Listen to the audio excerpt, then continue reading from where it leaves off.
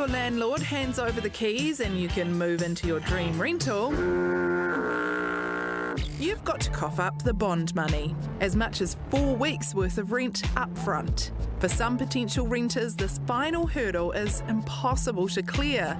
The National Party wants to allow renters under 30 to use their Kiwisaver retirement funds to cover the bond. But is it worth it in the long run? We can't treat Kiwisaver as a lolly jar to be raided for whatever reason. And that's because you need cash to help you get through retirement. You need cash to keep the lights on, the heater going, food on the table. You need those things to have retirement which you can survive. We can already make withdrawals from Kiwisaver for first home deposits when moving permanently overseas, experiencing significant financial hardship, or living with a serious illness. Should bond payments be added to the list? This is just sticky plasters on top of some structurally unsound fundamental issues with the rental situation in this country. I don't know how anybody could look at the state of rental pricing and lack of adequacy and say that the biggest issue is that people, young people in particular, need to raid their retirement savings in order to pay for the bond as set by their landlord. Bond payments would be returned to Kiwisaver accounts at the end of a tenancy without the compound interest it would have earned, and if your landlord okays it. It's a gamble young renters are mulling over. If I didn't have the money, then I would use the Kiwisaver because it would be easier for me, for sure. If you have the option, it'd be a good option to have. As much as I could, I try to use my own money. Kiwisaver is kind of good for retirement savings and it has good interest, well, at sometimes. I don't know, if I had the money, I wouldn't dip into it. I'd just leave it. Some people prefer retirement, some people prefer having easy money. The National Party's housing spokesperson Chris Bishop joins us now. Chris, the criticism I see online is that this will just funnel our retirement savings to landlords' pockets. I mean, how many renters even get their bond back? Oh, many people get their bonds back, and look, this is an option. I'm not pretending here tonight that it's going to massively move the dial, but I think it will be an option for some young people aged under the age of 30 who, really struggle to get together the cash. I mean, Auckland, you're looking at 4 weeks' rent, $600 average rent in Auckland. That's, basically $2.5 grand to get together. If you're 21, 22 at university, it's a real struggle to get that cash together. So, dipping into your retirement savings to put it towards the bond, and let's not forget, you get it back at the end as well, as long as you look after your flat. So it goes back into your Kiwisaver and you move on from there. I think it's a good option for people. I think some people will take it up. Not everyone will, but it's an option for some. Have you looked into the numbers, Chris, of how many people would be getting that money back into their Kiwisaver at the end of their rental and how many people are going to be kissing it goodbye? Well, it's about 700,000 people aged between 20 and 30 who, is what we're looking at here.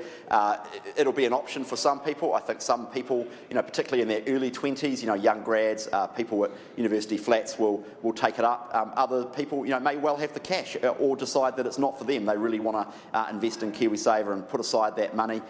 So look, it's just an option. As your preview piece noted, you can already remove money from Kiwisaver for first home deposits, for financial hardship if you're going overseas. So, Kiwisaver is not some completely sacrosanct, inviolate thing that we can't make any changes to, particularly if they're useful, and I think this will. Sorry, Chris, we are tight for time. We can also access a bond grant if you are having financial hardship. That already exists. What is this? How is this any different or better?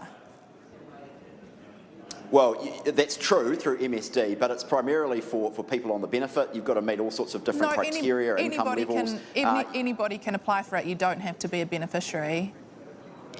Yeah, but there's all sorts of income levels and asset tests you have to meet, and you also have to go to a registered supplier of accommodation services. So there's all sorts of hoops and rules you've got to jump through. This is a simple policy. It won't be up for everybody, but some people will take it, and I think it's a good step forward.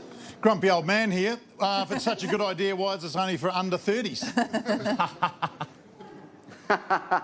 Well, we do want to protect Kiwisaver. We think this is primarily something for young people. We've also put in place a 5-year rule on it, which, you know, if you're at university for 5 years, that's enough time to do a LLB and a BA and, you know, maybe a bit more if you work hard enough. So, you know, we've put in place some rules and regulations to make sure it's not, you know, overly abused and, you know, we protect Kiwisaver. It's a good balance I think we've struck and, you know, if people want to take it up and if National's elected, then they'll be able to. Nice one. Nationals, Chris Bishop, thank you for your time.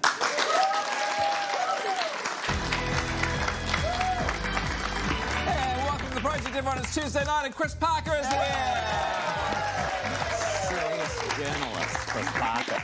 Hey, a great interview question there, Chris. And would I be right in thinking this is your first opportunity to talk face-to-face with the politician, ask them the hard questions? Yes, and my first Chris, I think, as well, too. I want to tick them all off by the end of the election. Oh, yeah. Yeah, I love that. Chris v. Chris is this potential pre-election series. It's interesting, though, because I saved for... I've been reading for like 7 years. I think about that money that I put on my bond, that would have been in that account for like 7 years, which I wonder, like, if that was in my Kiwisaver, you know, what that would be doing versus being in a landlord's You would have account. earned a lot more interest with it in Kiwisaver than you would have in the bond. There's one idea, by the way, that one of our smart team members came up with today. You can use your Kiwisaver funds as your bond, but it stays in your Kiwisaver and keeps accruing interest, and you only give it over if there's a dispute with the landlord at the end. If something goes wrong with your property, which, you know, you would need that money many for. problems there. I think this is a positive for National. I think this is going to encourage more people to get into Kiwisaver.